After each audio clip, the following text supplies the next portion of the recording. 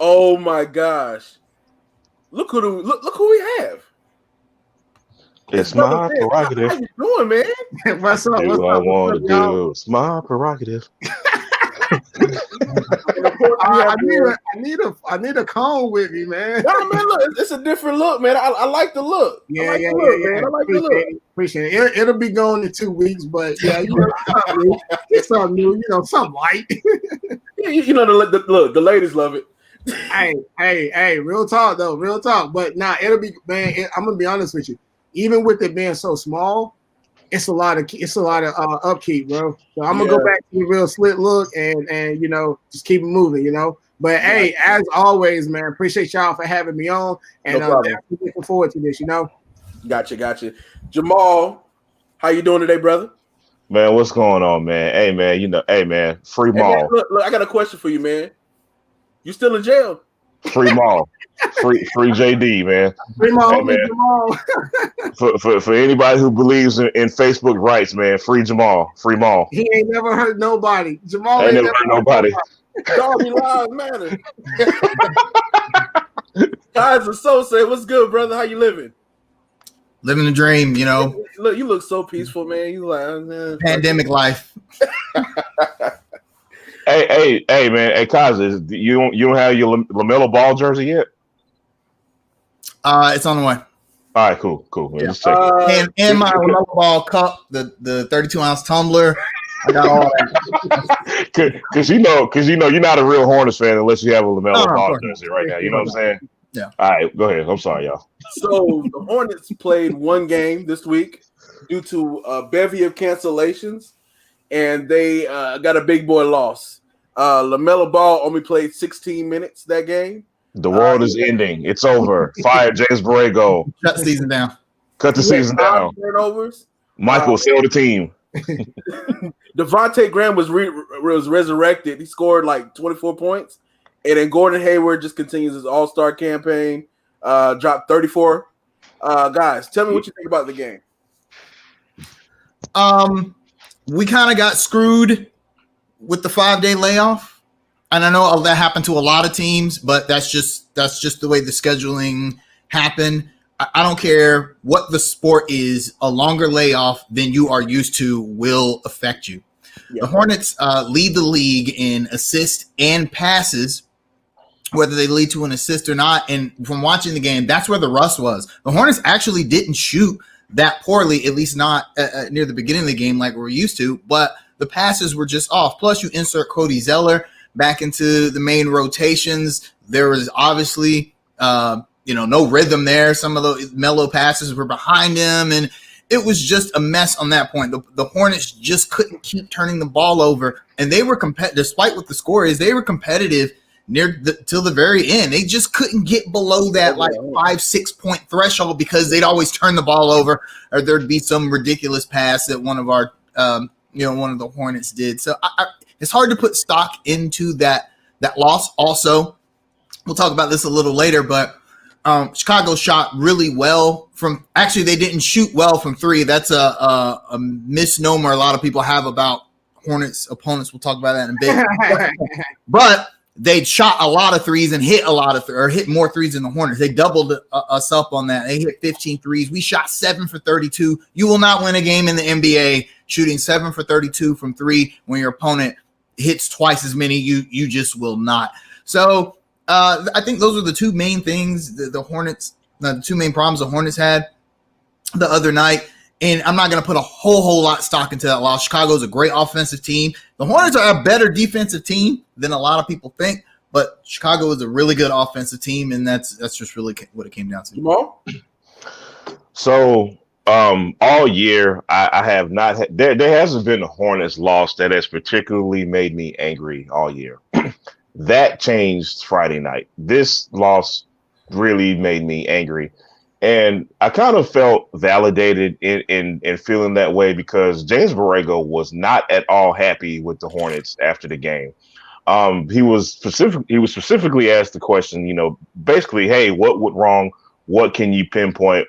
And his answer was pretty much everything. He pretty much stated the Bulls kicked our butts in every single facet of the game.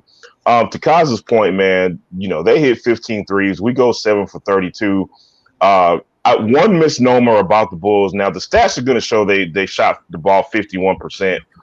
For most of the game, it was more than that. You know what I mean? I think we kind of locked them down in the fourth quarter, but for the first 3 quarters, they couldn't miss.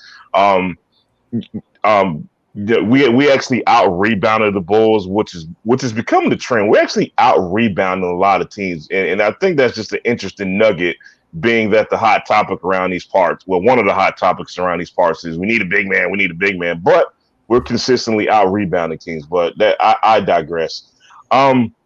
I understand the layoff. I understand, we hadn't played in 5 days. I get it. There was obvious rust with Cody Zeller. There was obvious rust with a lot of our team. But some of the stuff, man, like the defensive stuff, was just, there's no excuse for that. You know what I mean? I don't think we're as bad as the defensive team as we are made out to be sometimes. But at the same time, we never, ever get stops when we need them to. We're all, like Kaza said, we would break the 10-point threshold. We'd be down 5 or 6. And we just don't get a stop. And there's just too many, and there's still too many defensive lapses and too many defensive mistakes for my liking. And I think Borrego felt the same way, man. Gotcha, Vince. So I'm going to take this in an entirely different direction. So I understand that the team overall had rust. I understand that Cody Zeller had rust, and with Cody Zeller coming in, the chemistry was thrown off because he hasn't played since the first game. Here's my biggest frustration with the Charlotte Hornets. Why is it that every time ESPN predicts us to win a game, those are the ones we always lose? I can't remember the exact number, but I think ESPN gave us like an 80% chance to beat Chicago. And despite Charlotte being on a 3-game losing streak and Chicago having won their last 2 before the game, we somehow, some way had an 80% chance to win that game, and we still lost it. So what's going on with this parallel of every time we're predicted to win, we lose, but when we're predicted to lose, we win more often than not? That's my biggest question I have right now. You know what, Vince? You may have just answered my own question as far as why I was so mad that we lost this game, because it feels like that's a trend. And listen, I've said this in the previous show, man. If, and I do mean if, because God knows this team has not come out and said a statement as far as how this goes. But if their aim is to truly make the playoffs, if that's truly their goal, I don't care if it's game 1 or game 70. These are the teams you have to beat. Charlotte, we're not the Brooklyn Nets. We're not the Milwaukee Bucks. We can't drop games to the Cavaliers and the Bulls and the Pacers and be like, we're okay. No, because we've seen in seasons past where that 1 or 2 games made the difference between the 8th seed and the 9th seed. So I guess that's probably my reason for my anger. We tend to lose to the teams that we're competing against directly for those last 2 or 3 slots. And sometimes we punch above our weight class, and it's just like we're not good enough to be in cruise control. We need to bring it every single night, and these young guys have to realize that at some point. Now, real quick, because I know we're talking about the last game of the Bulls, but for those that are watching, tonight's game versus the Magic, the ESPN Predictor app has us at a 59.2 chance of winning. Okay. I'm just throwing. I don't know when you guys are going to release this video. I don't know if it's going to come out before or after the Magic game, but tonight the ESPN Predictor has us beating the Magic, 59.2% probability. And listen, and on top of that, the Magic they have like 5 guys out due to COVID protocol stuff. They've lost 4 in a row. So conventional wisdom would tell you, man, the Hornets should get this one. But being that we're fans who know this team, this is the game you really worried about now. So Y'all, Steve Clifford likes to play us. Yep. And we saw in the preseason he left his starters in a game they were losing just so he could get that W. So I expect more of that pettiness from the Orlando Magic tonight. So yeah, and we get to see Dwayne Bacon again too. Yeah, So look, this is gonna be Dwayne Bacon revenge game. He's gonna score 32 points, 7 rebounds, and 2 assists because he doesn't like to pass. yeah. He'll get the last second shot to win the game. So, guys, I have a question, man. Is it time to start LaMelo Ball? Oh man! Hey, Rodney, real quick. Let me. I gotta know the dead horses. I gotta clean them up off the floor real quick, man. Let me get them out the way. Lavar told me it was time, Oh, and he's about to make some noise. We're in the midst of a 4-game losing streak. Look, Devontae Graham has woken up. Terry has taken a slight step back. Who do you send to the bench when you start LaMelo? So, or is it time yet? So let me. I got quite a few stats that I wrote down earlier today. All right. So this is coming from a guy who, remember, when we drafted LaMelo, I actually said he should come off the bench and give it about 1 or 2 months once he's had time to adjust in the NBA, allow him to come in. I personally believe, give him 1 more week, I personally have him starting within the next week and a half. Okay, whether LaVar says it or not. However, looking at these stats. In the first 10 games of the season, Terry Rozier was averaging 20 points a game. He's now averaging 17.2 his last 5 for an overall 3-point drop-off. Devontae Graham, he has increased his scoring by 7 points over his last 5 compared to his first 10. And LaMelo started out at like 13.8 per game, and he's actually dropped to 8.8 per game for like 4-point drop-off. But here's one of the more telling stats. Terry Rozier over the season, he has about 28 turnovers, right? Devontae Graham only has 18 turnovers. And I don't have LaMelo stats, but I think LaMelo has about 35 turnovers.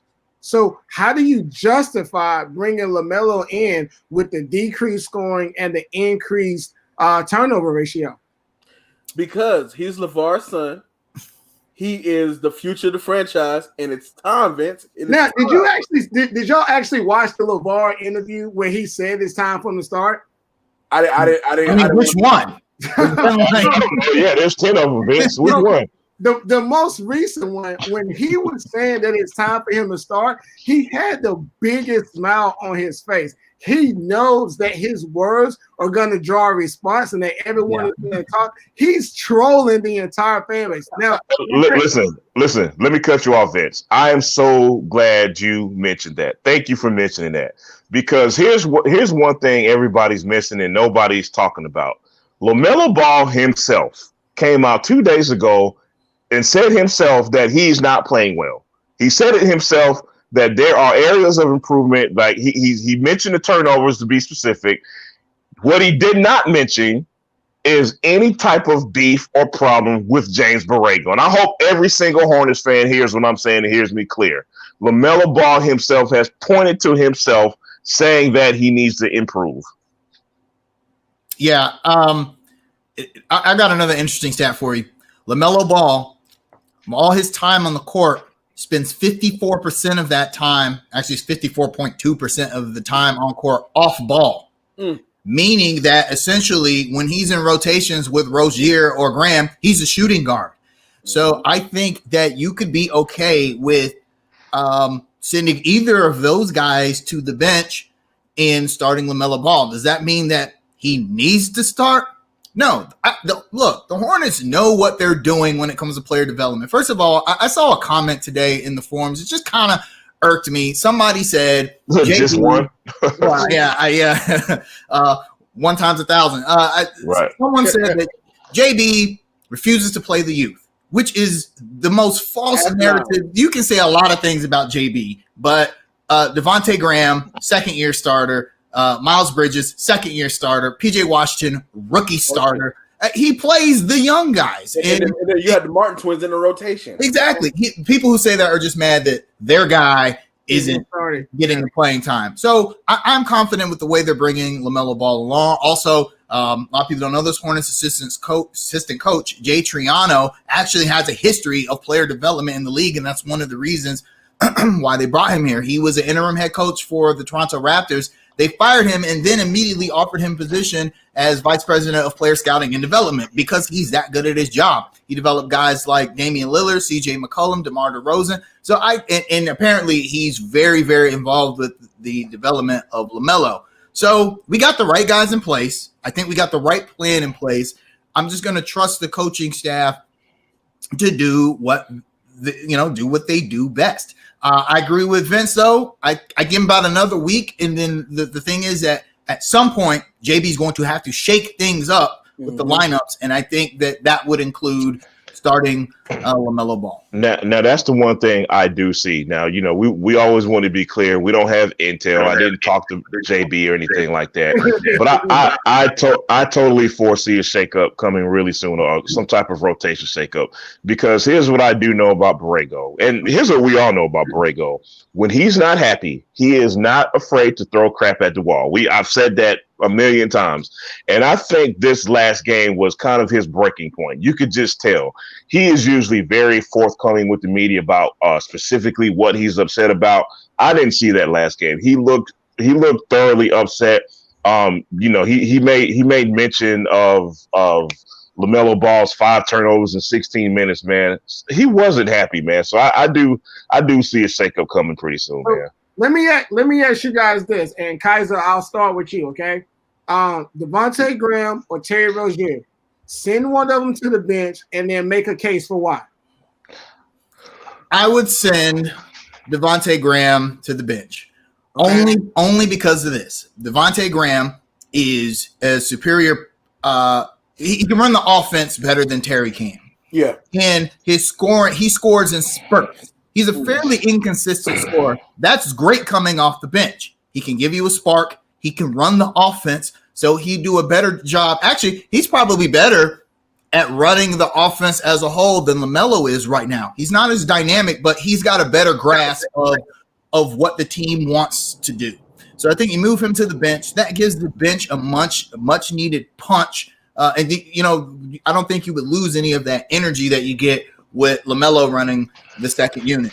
Terry Rozier is a dog, and I feel like he's earned his right to start, not just at the Hornets, but in the league as a whole. We saw what he did in the playoffs in Boston. We brought him here to replicate that success, and I think for the most part, he's done it. He gives you this edge that you need with your starting 5. No one else on the team brings that edge like Terry does. So, yeah, Unfortunately, I would send Devontae to the bench, start Melo and Terry. Okay.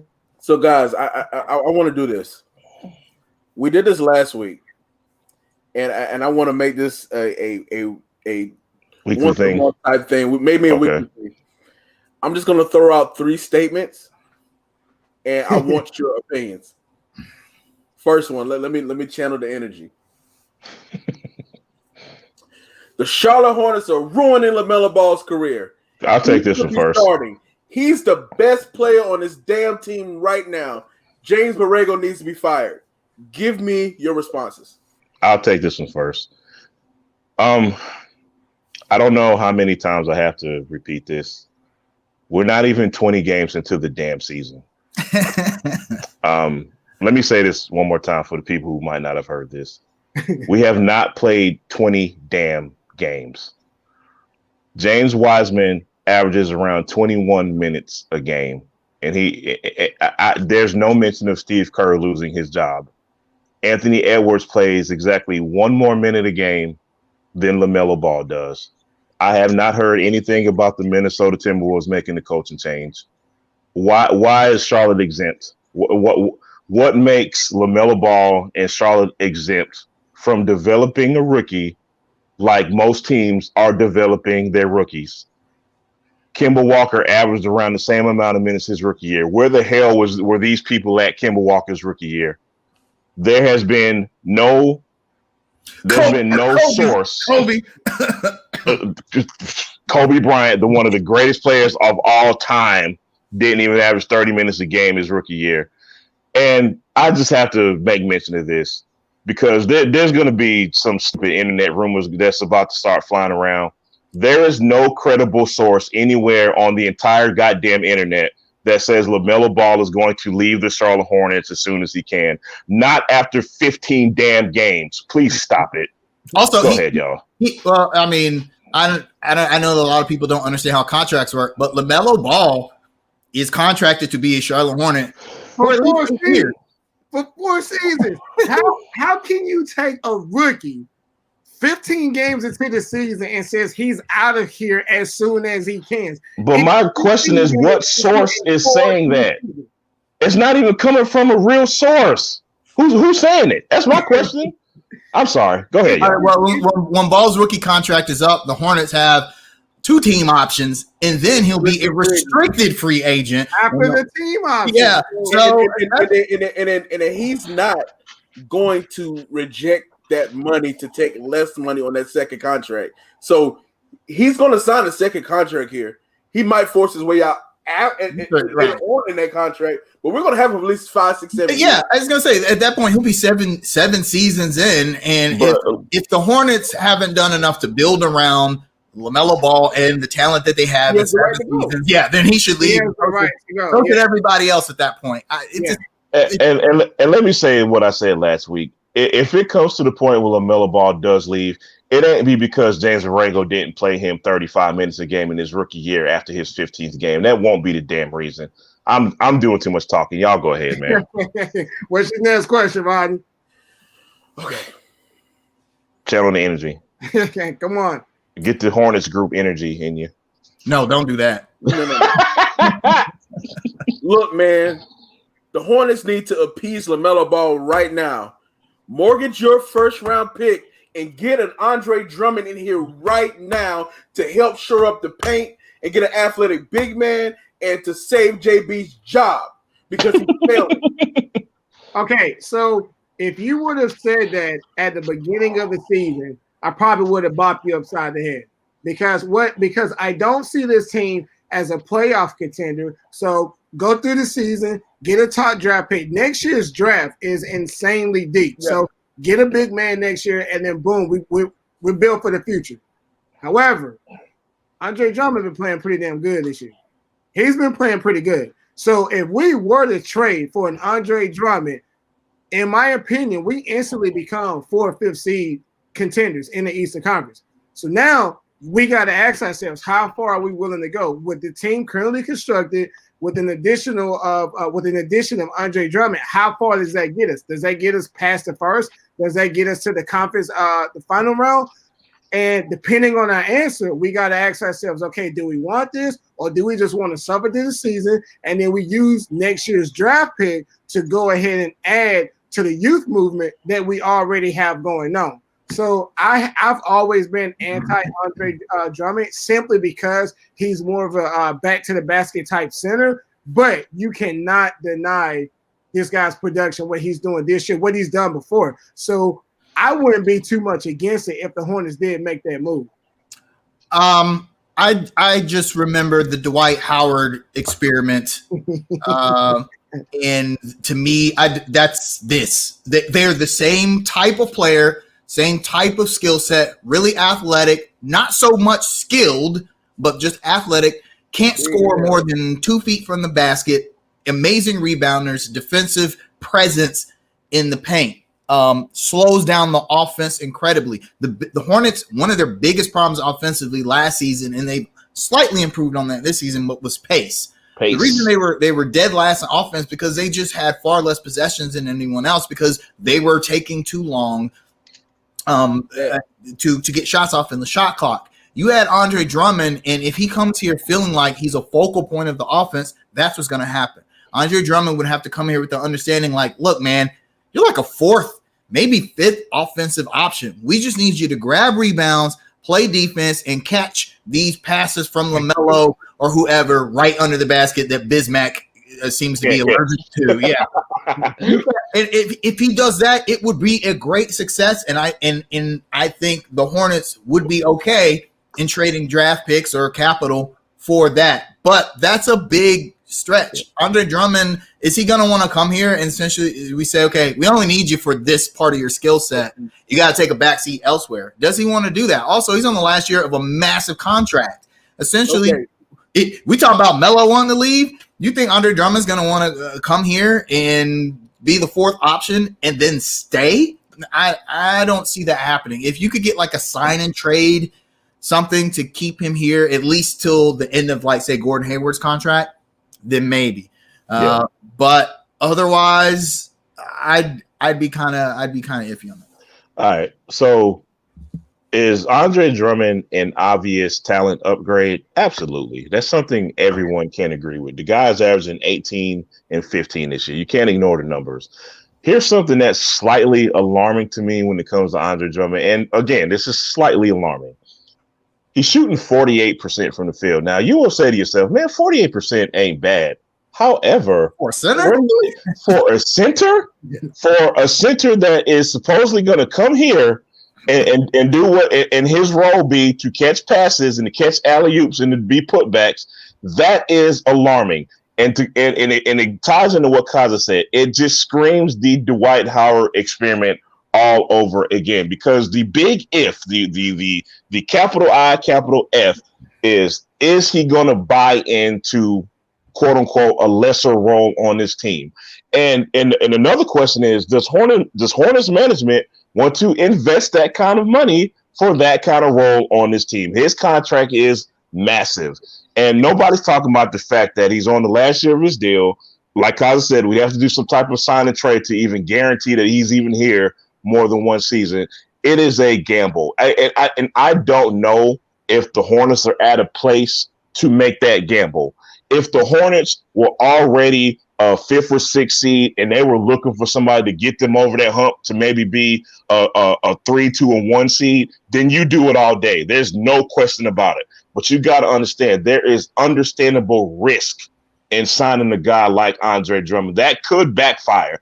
I know it looks exciting to fans when you look at the talent, but you got to look at the other factors and other risk factors as well. Yeah. Bismack Biyombo shooting 56% from the field, by the way. Right. That's pretty hard. I wouldn't think that bad. That's pretty bad. Yeah, that's pretty bad. So I got one more. Woosah. Okay. Hey, man, look, I really don't give a damn about wins or losses, man. We're in the second year in the rebuild. Look, I really don't care, man. Just let LaMelo run up and down the court, throw alley-oops. We good. All right. I'll take this one first, man. Well, go ahead. Okay. Vince. No. You good. You got it. Come on, man. Over here. Vince, you the guest. You go ahead first, bro. You know what? Now, I don't even care about it. I don't care. And the reason why I wouldn't care about that is because going into the season, I'm on camera saying that the Hornets are a year ahead of schedule anyway. If you look on paper, if you look at the talent that they have, in my opinion, they're a year ahead of schedule because we're still paying Nick Batum for the next 2.5 seasons. So if you want to throw this season away and just let LaMelo Ball go on the court and throw alley-oops, I'm okay with that because that guarantees us a higher draft pick. And when we get that bid coming out of next year's draft pick and draft class, sorry about that, next year, now we're looking for the playoffs and all that good stuff. The only detriment to that plan is that we waste a year of Hayward's prime. But other than that, like, I would actually be okay if we kind of like threw the season away and just let LaMelo develop. Yeah. All right. So here's where here's where Hornets management comes in. Here's where everybody's got to get on the same page, because this is the way I see it. James Borrego coaches like he wants to go to the playoffs. I don't see tank. I don't see I'm coaching for a lottery pick in James Borrego. He coaches like he wants to win games now. I don't know if Borrego and the Hornets brass are on the same page, because let's think about it, guys. Nobody has came out and really said what the goal for this season was. You can say rebuild. You can say rebuild all you want to, but then you go give Gordon Hayward $30-something million. That doesn't necessarily scream rebuild to me. I know what the reality may be, but the optics don't look like rebuild to me. You get what you understand what I'm saying? So my thing is they have got the brass and JB have got to get on the same page as far as what their goal truly is this season, because it just seems like that hasn't been answered yet. You know what I mean? I really feel like we're kind of left puzzled as to what the ultimate goal is the goal development, or do you want to shoot for the playoffs? I feel like that question has went unanswered all season. Yeah. I think one of the things that bothers me about that statement, although I don't completely disagree with it, is I'm always, whenever people talk about, well, hey, the Hornets, we got to keep with the rebuild plan. Okay, how long is that supposed to go? We're like in year 3, right? Well, we're going to rebuild for 5 years, and then, okay, all right, finally, let's go. I think the Hornets' plan was to get young pieces, develop them, and then begin to be competitive and try and build a winning culture. And I think the timeline that we're on right now is good for that. We got our pieces. Are they the pieces that everyone wanted? No, but if you ask me, Devontae Graham, Miles Bridges, PJ Washington, and LaMelo Ball is a pretty good 2-year haul. Or 3-year haul. That's like really good. There aren't a lot of teams that were able to draft 4 players that good in such a short amount of time. So now you got to build around those guys. So what do? You get a guy like Terry Rozier. You get a guy like Gordon Hayward, who so far is looking like money well spent. You start to build a winning culture. You cannot build a winning culture by losing. It is impossible, and it is why tanking does not work. You have to rebuild that mindset in your players that, hey, we want to win. We want to compete. And I will say this about the Hornets, despite their record, every night they never give up. They're fighting to the last zero on the clock, even in games that they're losing. That Chicago game, they did not give up. It was like a minute 24. They're down by like 13. They're still running double screens for threes. They're out there. They're playing hard. That's called building a winning culture. I think if you just say, okay, well, just let the young guys go out there and run wild, you will continue to have a losing culture because those mistakes will amount to losses, and those guys will feel like, well, nothing I'm doing is working anyway. And to that point, Kaiser, I think the other danger in that is that this $30 million man that you invested in, you probably don't make him too happy, and not making Gordon Hayward happy could be a very bad thing. You get what I'm saying? Because I mean, look, I'm not trying to jump the gun here. I don't want anybody to think I'm thinking this is going to happen. But what if you get to a situation where we continue to lose? Gordon Hayward's not happy. You just paid him $30 million. He's like, you know what? I ain't signed up for this. Like, what does that say to the rest of the league? What does that? That's a bad precedent to set with somebody like him. On Boston, a winning franchise for more money, right? So I just don't. The idea that the rebuild is supposed to take forever. I mean, the Hornets realistically are one piece really from being a playoff contender. You know how many teams would kill to be one piece away? So I'm good with the Hornets timeline. If they end up losing and getting a good lottery pick, great. If they end up being a fringe playoff team, also great. Cool. And did you mention mediocre culture? Because the Panthers introduced Scott Fitterer as the general manager this past week. Did anything stand out to you guys? Yeah. There's a couple of things that stood out to me, man. Scott Fitterer sounds like Scarface, like from the Scarface movie. It's like if any deal goes down, we want in. Look, I can't say I didn't get excited. I didn't get excited about that. I mean, for those who don't know what I'm referencing, man, Scott Fitterer came out and said we want to be involved not be involved, but we want to kind of look at every deal that's being done in NFL because they want to measure the landscape of the entire league to kind of gauge themselves as a franchise. That is a very admirable statement, man. I'm not gonna lie. That kind of thing gets me excited. That kind of thing lets me know that him and Tepper are at least on the way to being on the same page. I like the aggression. I like what I heard from him so far, man. Very impressive. Okay, I mean, I think Kaiser, you got it. No, I was just gonna say, I think he brings that Seattle Seahawks culture over. That's why they hired him. We talked about this on a previous episode. I still have my Rich Cho concerns. You don't have the guy. You have the guy under the guy. That doesn't mean he can do what the guy did. But at least he's bringing that winning culture mentality to the Panthers. I will say it's fun. Real quick, Scott Fitterer makes the statements that he does, and everyone's like, yeah, let's get him. But y'all remember when Cam Newton essentially said the Panthers were losers and he was going to change that in the world? Ended the I mean, look. Did Cam lie? No, Cam was telling the absolute truth. That's why but Ronnie, did Scott Fitterer lie? I mean, they're saying the same thing in different ways. You know what I'm saying?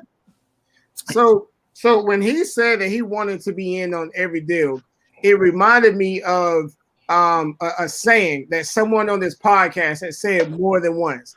And the saying goes something to the effect of anybody can get it. Here's what I want to be in on every deal comes to me. This is how I receive that. Anybody can get it. You can be a Panther today, and you can be unemployed tomorrow. And you know who are we all thinking about right now?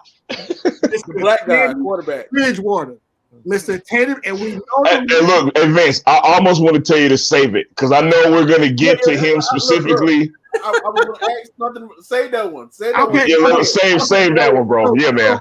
I'll end it with anybody can get it, and I give it back to Ronnie, all right? So, David Tepper had an interview, and he brought up how Fitterer was successful in Seattle, and then he added this little nugget there. You can do it when you have a quarterback who can win you those games. Or if that's not a telling statement, then what is? David Tepper didn't become a billionaire by being stupid, okay? Billionaires. I know we don't like them in our society, but none of them have ever become a billionaire because they're dumb.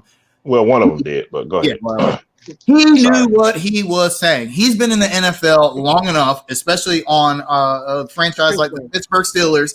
He knew exactly what he was saying. That wasn't like a slip or a coincidence. That's the writing on the wall. And let me tell you something funny about that press conference, man. So at the beginning of the press conference, Fitterer comes out. He says, "Look, please don't ask me about specific players. You know, if you just want to ask me about things in general, please do that."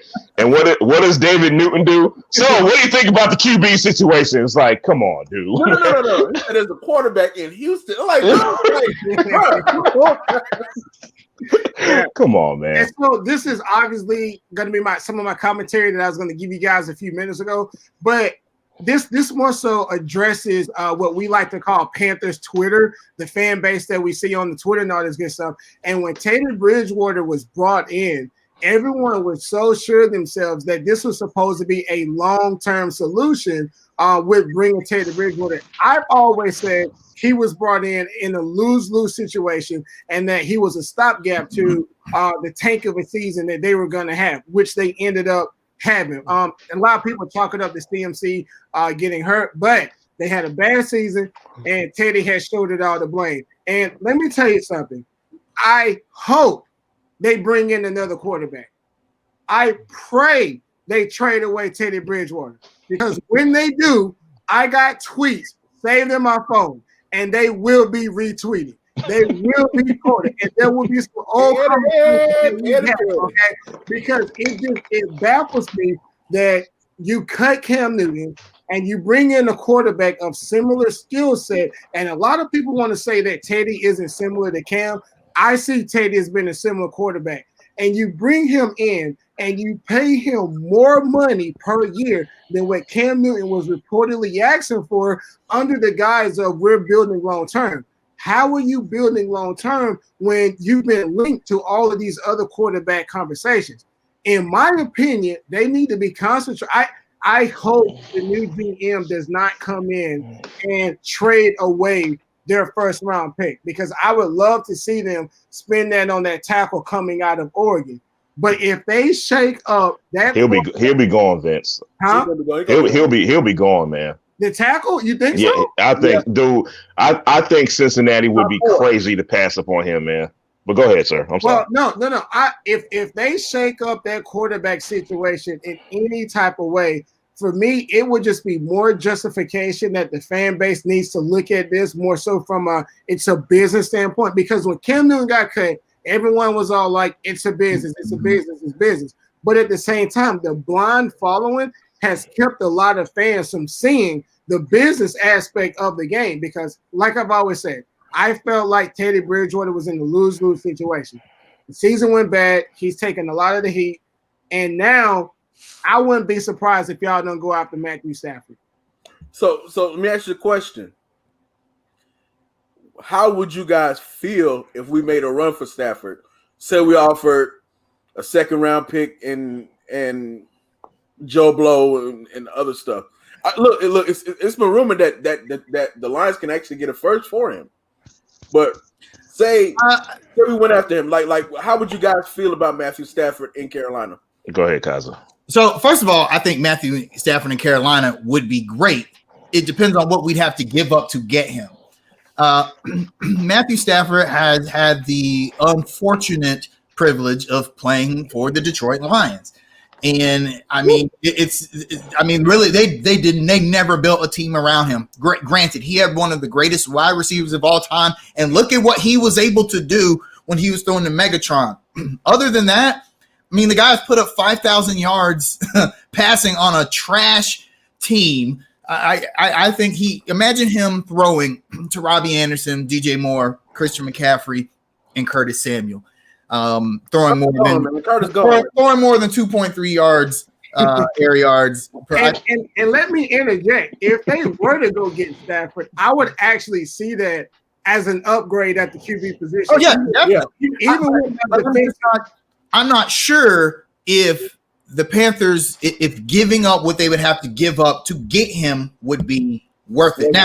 Now, Matt Stafford is only 32 years old, and as we've seen in the NFL, quarterbacks in his style of play last for a very, very long time. You're going to get about 6 to 7 plus more seasons out of Matt Stafford. Would I prefer the Panthers be really aggressive at Deshaun Watson? Absolutely. I think Deshaun Watson wants to come here. He's a Cam Newton fan. Cam Newton is like his idol. Of course, he wants to come here and play for the same organization that his mentor and idol play for. But realistically, I don't think the Panthers or any team has a chance to Deshaun Watson. I think that the Texans are just going to make him eat his contract and then wait. So then the question becomes, well, do the Panthers wait and keep on with Teddy until Deshaun Watson is a free agent, or do you go after a quarterback who has great ability and at one point in his career was considered elite tier?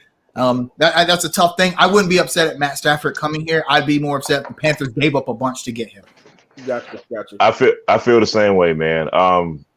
To take Matt Stafford at this stage of his career, I think is a bit risky, quite honestly, man. Not only just from a physical standpoint, but just think about this. Think about it in this aspect, guys. Think about the baggage you have playing for a franchise like the Detroit Lions over the last 10 years. Now, that could be a good or a bad thing. Now, that could be a good thing because it could be a breath of fresh air for Stafford to come to somewhere like the Carolina Panthers. And from a football standpoint, I think it's a good fit because, Kaza talks about this a lot. What do we want mainly from Teddy? What did we want more from Teddy Bridgewater? A guy who throws the ball down the field more. A guy who is aggressive and getting the ball, driving the ball down the field. Matthew Stafford definitely does that. Now, do I give up first and second round picks for him? Hell no. That might be unpopular. There is no way in hell I'm giving up first and second round picks for Matthew Stafford. Not doing it. Sorry. There has to be something else we could work out. I've seen star players go for less. You know what I'm saying? So I'm not gonna mortgage any young players for Matthew Stafford, man. Would it be a good football fit here? I think so. I'd be mildly excited about it. Let me tell you what's disappointing, man. Matt doesn't want to stay in Detroit and nod at some fucking kneecaps, man. Like, he don't want to eat kneecaps, like with Derek Campbell, man. That's a shame. He can do it all he wants to here. All right, guys. Look, man. I this is a surprise one, man. I just want to bring this up, man. We lost a legendary man this past week in Hank Aaron. He died at 86 years old. in Atlanta. Do you guys have any words you want to say about the passing and the loss of Hank Aaron? Salute I, to the Trailblazers. I'll say this, man. I have yet to visit Atlanta's newer stadium. I don't know if there's some type of monument or statue with Hank Aaron. Well, tear that one down and build a bigger one, because that's how much he means not only to the Braves but just to the city of Atlanta, man. Like, he is the Bill Russell of Atlanta. Like, the extreme amount of racism he faced during his playing days, during his lifetime, and has always stayed just classy as they come. Hank, nobody talks about that enough with him, man. He's always been just level-headed, really classy. Never sought too much attention to himself, man. You know what I mean? Always just a gentleman, man. And I mean, he'll be sorely missed, man. Yeah, this might step on some people's toes, but I think the woke crowd does not like to give credit to black athletes that broke racial barriers back in the day, because they feel like, well, all they did was, essentially tried to break into an area that was dominated by white society. But what they failed to realize is that these people broke race barriers for future generations, and what they had to endure to do that is something that we'll never have to go through that. Hank Aaron received death threats when he was about to break the home run record, and they were legitimate death threats. And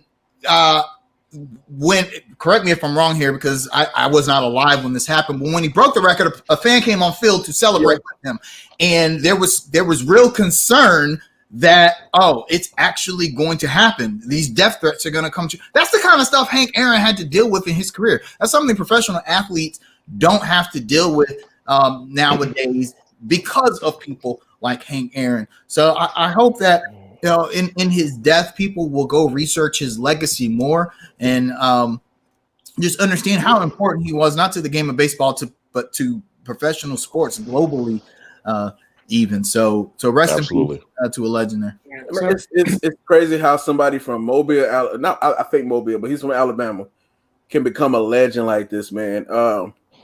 The man, when the post office gave him a plaque, because he received the most mail ever at one point. Wow. And like, the Atlanta Journal-Constitution actually wrote up an obituary because those threats were so valid that year.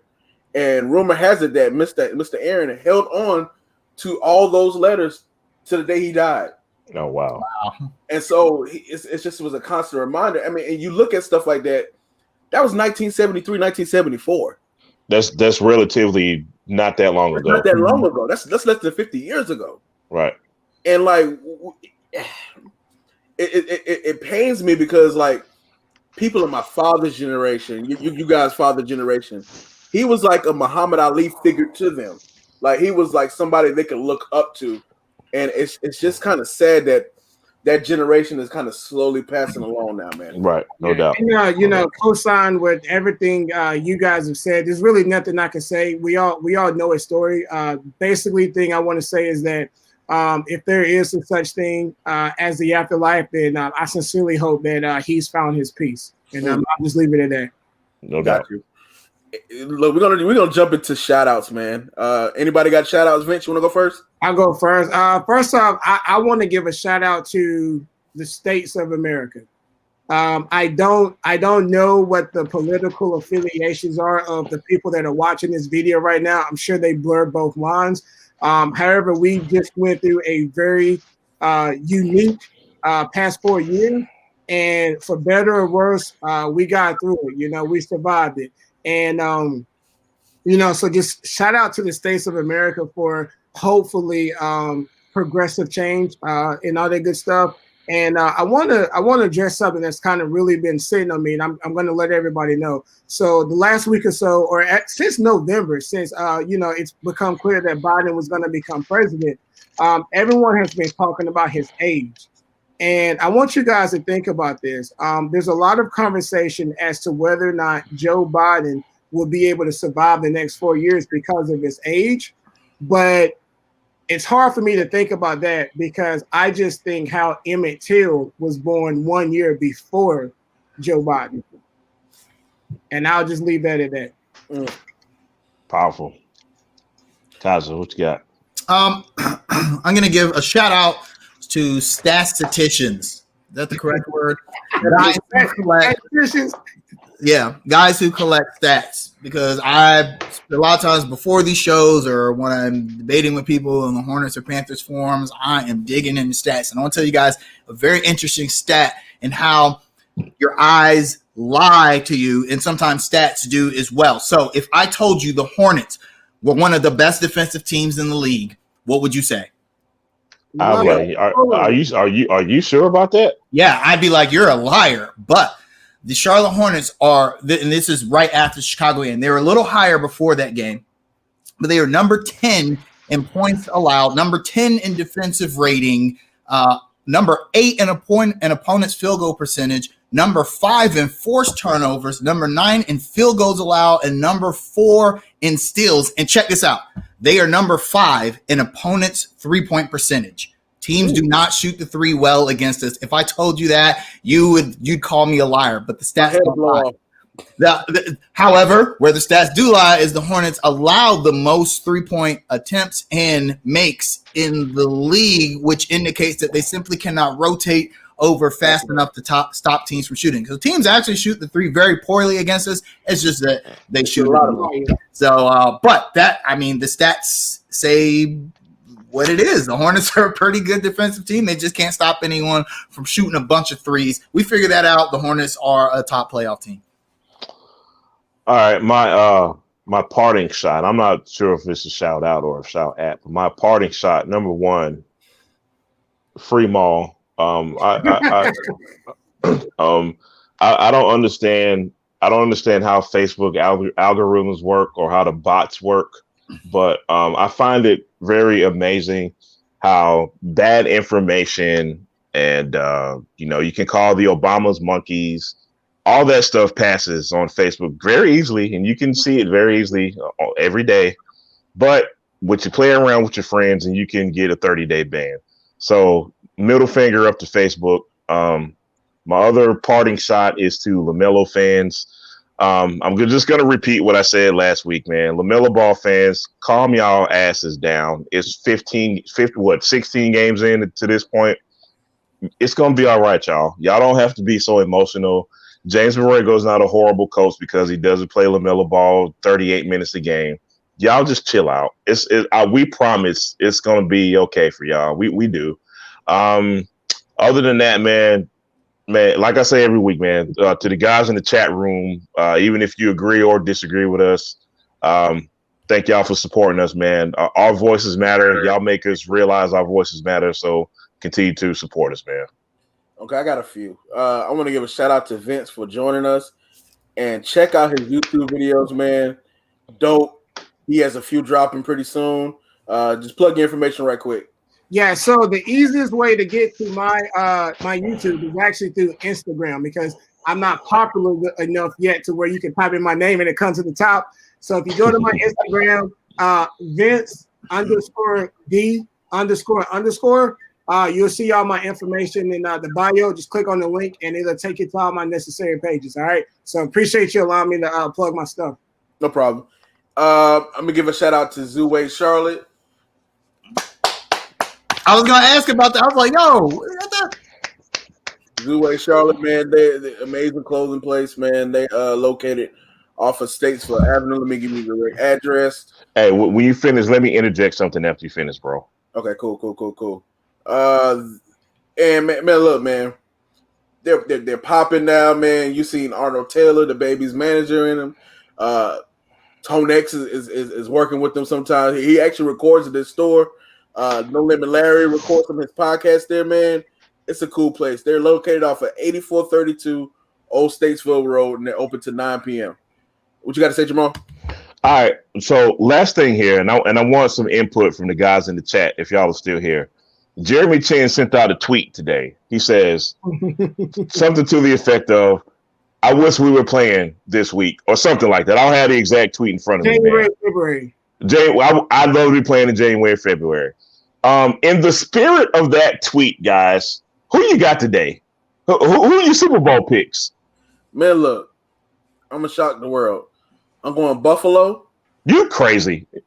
And I'm going. Don't say Tampa Bay. I'm going Packers. All right. Yeah, that's my. I was gonna say the Bills and the Packers. I think that Mahomes is not gonna be 100%. Thank you. That was a big hit he took. I think they rushed him back.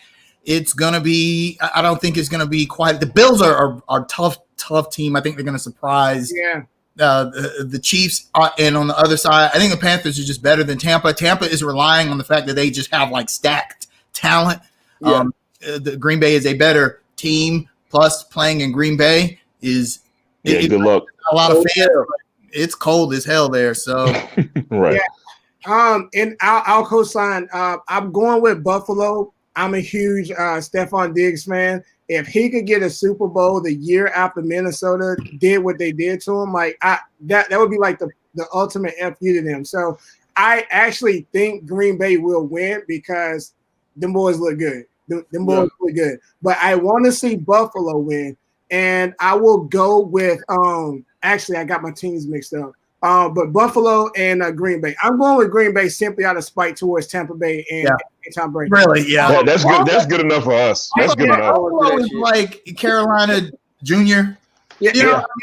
And for anybody that's watching, I think it's pathetic when you look at Tampa. Tampa Bay did more in one offseason for Tom Brady than they did in 5 years for Jameis Winston. Absolutely.